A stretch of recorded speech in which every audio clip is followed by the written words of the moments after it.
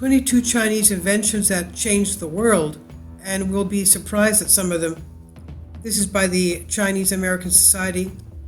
Long recognized in the West for its natural and man-made monuments, for its silks and its satins, and for its delectable cuisine, China is also credited with inventions and discoveries which continue to influence our world today as it did in their inception. For the better part of 1500 years, the Chinese civilization has given birth to developments in navigation, spiritual balance, mathematics, and natural prevention and diagnosis. And since it was this culture that was responsible for the invention and the discovery of such things as porcelain, paper, fishing reels, church bells, rudders, solar wind, the circulation of blood in the human body, the suspension bridge, the technique for drilling for natural gas, the iron plow, the seed drill, the mechanical clock, the seismograph, planting and hoeing techniques, and the compass. And we all know, of course, gunpowder, fireworks, etc. Now, if you're reading a book or newspaper, flown a kite, regained your sense of direction by using a compass, enjoying a fireworks display, worn a soft silk shirt, or eaten spaghetti, you've encountered just a few amazing Chinese inventions. When the Italian merchant Marco Polo visited China during the Song dynasty of 1271, he found a place far more technologically advanced than anywhere in Western Europe. And here are just a few far-reaching contributions of the Chinese. 1. The Abacus. It's a Chinese developed as the Chinese developed the Abacus. It's a counting device around 100 AD, and by the 1300s it was perfected and given the form it still has today. The instrument consists of a rectangular wood frame with parallel rods. Each rod holds beads and counters. The rods are separated into upper and lower parts by a crossbar. Each bead above the cross piece is worth 5 units, and each below is worth 1. The rungs or rods from right to left indicate place value in the powers of tens, ones, tens, 100s, and so on. Note, while the first documentation of Chinese abacus has been dated around 14th century, some form of the abacus or counting rods have appeared in history as early as 2700 BC in ancient Sumeria, mentioned in ancient Roman texts, as well as among Egyptian hieroglyphics and Greek artifacts dated as early as 300 BC, the abacus has survived centuries with its purpose intact. It's basically a tool for counting and performing basic arithmetic, most often constructed of a wood frame with beads sliding on wire or wooden pegs, and the abacus is still used today in many cultures. Alcohol. Newly unearthed evidence suggests that we have the Chinese to thank for inventing alcohol. Analysis of 9,000-year-old pottery shards found in the Henan province revealed the presence of alcohol 1,000 years before inhabitants of the Arabian Peninsula, previously believed to be the first brewers. Researchers from the University of Pennsylvania used a combination of chemical, archaeobotanical, and archaeological techniques to study dried organic material found at the base of the jars. A large number of pottery wine vessels were discovered in Shandong at the ruins of Daewonku culture, which dates back 5,000 years. Recorded history tells about winemaking techniques of more than 4,000 years ago. Many alcoholic beverages have been used in China since the prehistoric times. Wine jars from Jiahu, which date to about 7,000 BC, that's 9,000 years ago, are the earliest evidence of alcohol in China. The fermented drink was produced by rice, so it's rice wine, like sake, for example, in Japan. Produced by rice, honey, and fruit, and in China, alcohol is known as jiu. It's considered to be the spiritual food which played an important role in the religious life. As per a Chinese Imperial edict around 1116 BC, it was believed that the use of alcohol in moderation was prescribed by heaven. The earliest wines were made from food grains, mainly various kinds of rice, broom corn, and millet. As a result of improvements in brewing skills, The yellow wine made its appearance probably in the Warring State periods between 475 and 221 BC.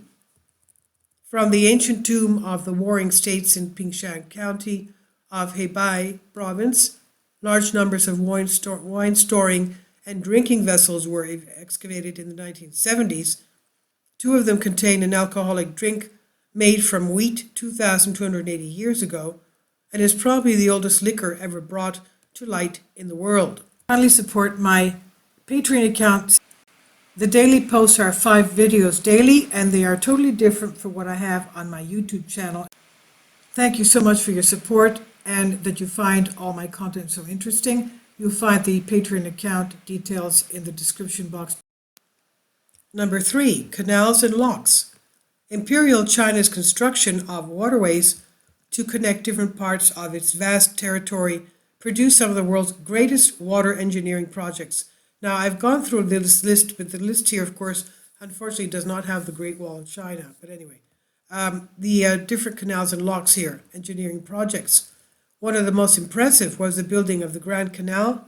Construction of the first Grand Canal began in the early 600s to connect the Yellow River in the north with the Yangtze River in the south.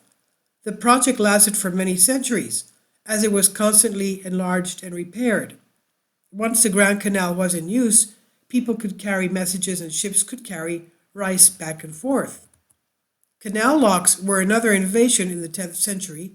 These allowed boats to go uphill and downhill by raising or lowering the water level within the lock. And this invention allowed boats to travel farther inland. Today, locks are used in places like Niagara Falls and the Panama Canal. Number 4 is the clock. And here's a drawing of one. Isn't that amazing? One of the greatest inventions of the medieval world was the mechanical clock. The difficulty in inventing a mechanical clock was to figure out a way in which a wheel no bigger than a room could turn at the same speed as the earth, but still be turning more or less continuously. So if this could be accomplished, then the wheel became a mini earth and could tell the time. Xing, a Buddhist monk, made the first model of the mechanical clock in the year 725 AD. The clock operated by dripping water that powered a wheel which made one full revolution in 24 hours. An iron and bronze system of wheels and gears made the clock turn. And this system caused the chiming of a bell on the hour. Su Sun's great cosmic engine of 1092 was 35 feet in height, and at the top was a power-driven sphere for observing the positions of the stars. The power for turning it was transmitted from the dripping water by a chain driven, and it's a celestial globe inside the tower turned in sync with the sphere above. It was 2 more centuries before the first mechanical clock was developed in Europe. Number 5 is the compass. Recognized in Chinese as Si Nan, this early version of today's compass came in the form of 2-part instrument. The first one, a metal spoon made of magnetic lodestone.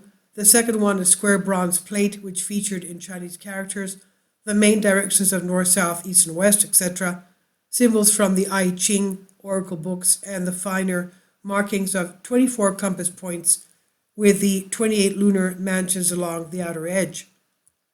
These 2 components were spiritual and physical opposites, the spoon representing heaven and the plate representing the earth, which when brought into contact would guide the observers to the right direction. The original lacquered earth plate, dating to the 4th century BC, is currently on display at the Museum of Chinese History. And then you have the crossbow. The use of the crossbow, the bow and arrow for hunting and for war, dates back to the Paleolithic period of Africa, Asia, and Europe, but it was widely used in ancient Egypt, Mesopotamia, Persia, and the Americas and Europe until the introduction of gunpowder. However, over 2,000 years ago in China, the crossbow was invented as an innovation to the basic bow and arrow that extended the use of mechanical hand weapons throughout the world. Arrowheads were first made of burnt wood, then stone or bone, and then metals. Various woods or bones were used for the bow itself.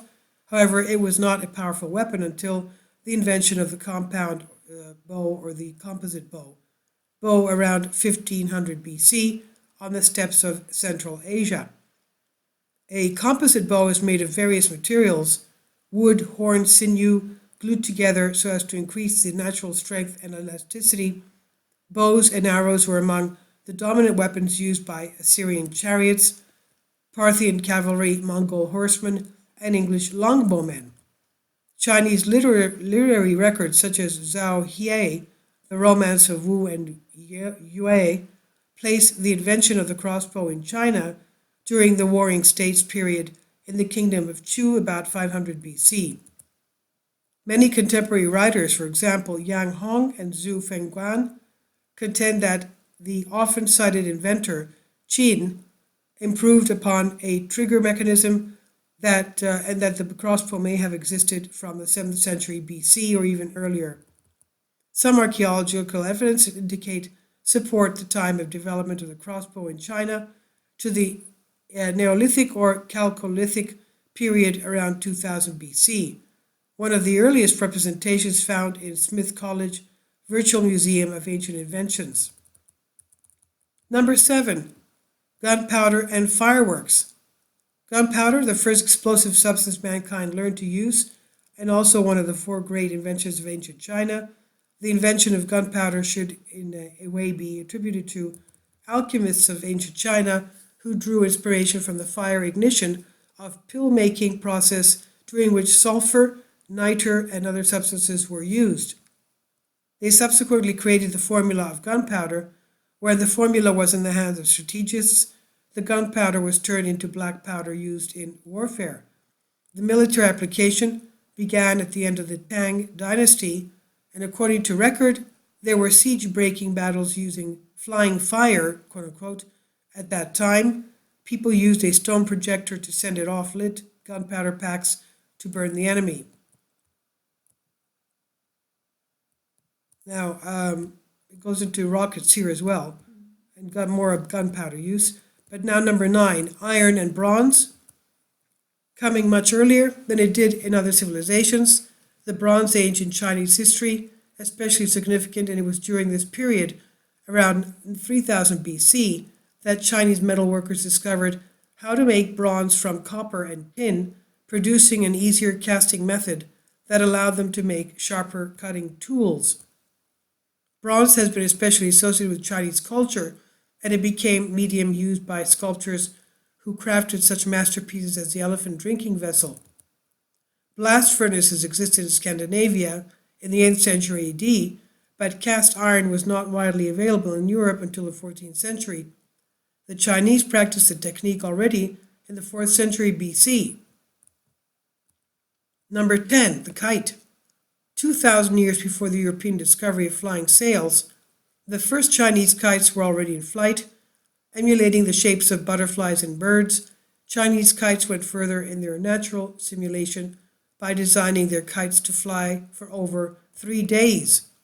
These kites did not represent simply an entertaining childish pastime. Rather, they were used for such highly sophisticated purposes as military communication, referred to as magic afoot, and in some instances considered a threat. Number 11, movable sails and rudders. Chinese maritime forces therein included the sailors as well as the shipbuilders, had no comparable equals in ancient world. They were learned, widely traveled, and technically advanced. The Cape of Good Hope, Australia, trade with Africa, a possible landing in the Americas, all of these achievements have at one time or another been attributed to these formidable men. Number 11, musical breakthroughs. The Chinese court musician Ling Lun created the first reed instrument, the bamboo pipe, sometime between 3000 and 2500 BC. And by 2500 BC, Chinese music grew complex, employing a 5-note scale. And I'm going quickly through these because it's a lot. Number 12, paper printing and publishing.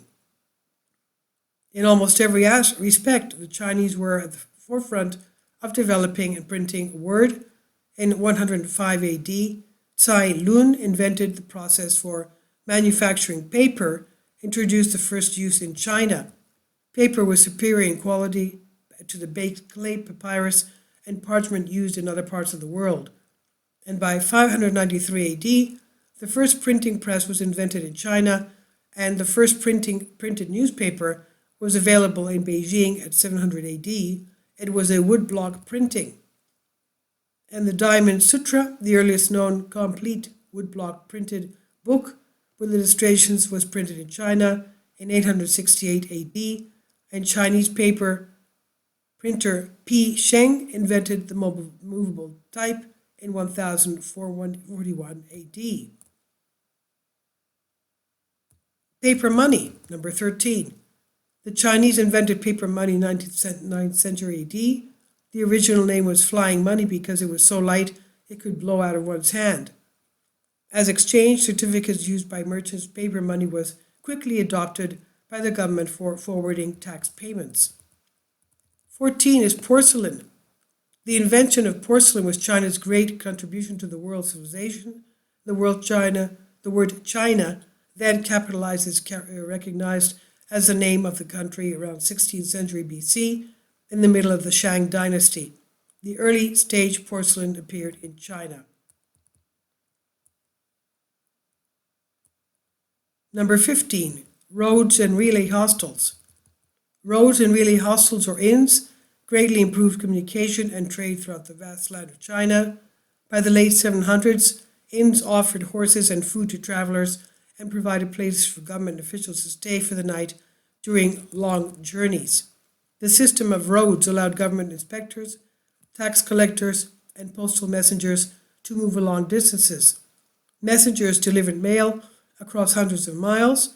Merchants could carry trade goods such as rice, tea, silk, and seafood without fear of bandits. Number 16, sciences. Astronomy, physics, chemistry, meteorology, seismology, technology, engineering, and mathematics can trace their early origins to China. And I'm going quickly through these because they're so detailed here.